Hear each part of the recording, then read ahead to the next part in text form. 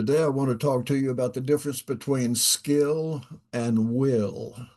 Sometimes we feel like, well, I'm not smart enough or I'm not good enough. Whatever your dreams or goals, remember, skill will only take you so far. It's will or determination that will move you forward when the challenges get tough. The title of my remarks today, I love this title. I stumbled across it actually. Skill took a nap while will ran a lap.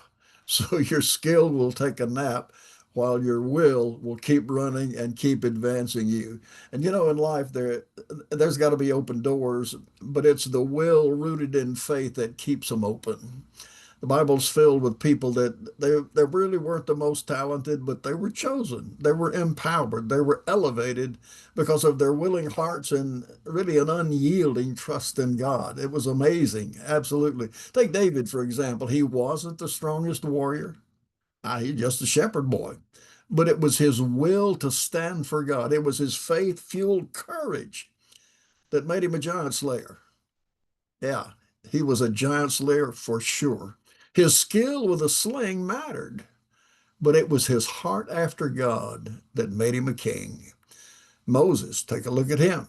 He said he wasn't eloquent. He wasn't skilled in speech, can't talk well, can't speak well. Crowds make me nervous. But it was his obedient will, not his skill, that led to the deliverance of an entire nation.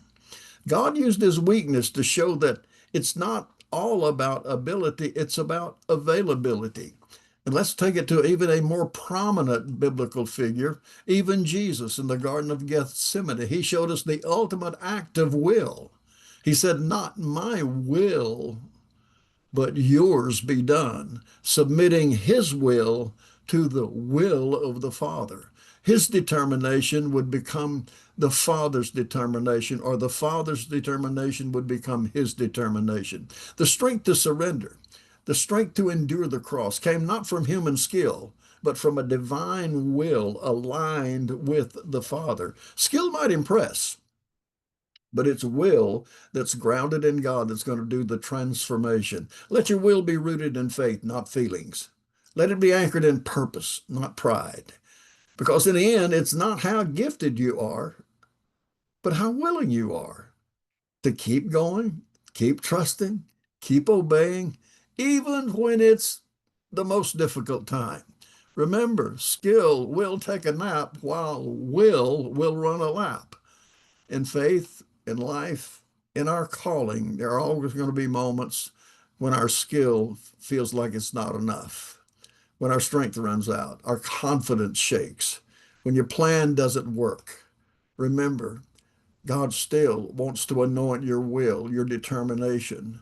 You're willing to go forward anyway, move on regardless of what circumstances are screaming. So we all face this when our skill is not enough. I'm not good enough at this. I'm not smart enough to do this.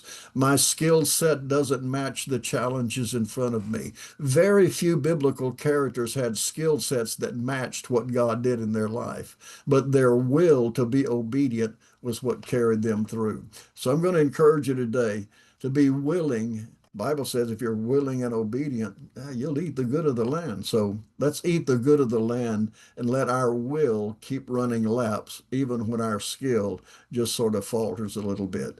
Remember, no one succeeds alone. God bless you, and we will talk again soon.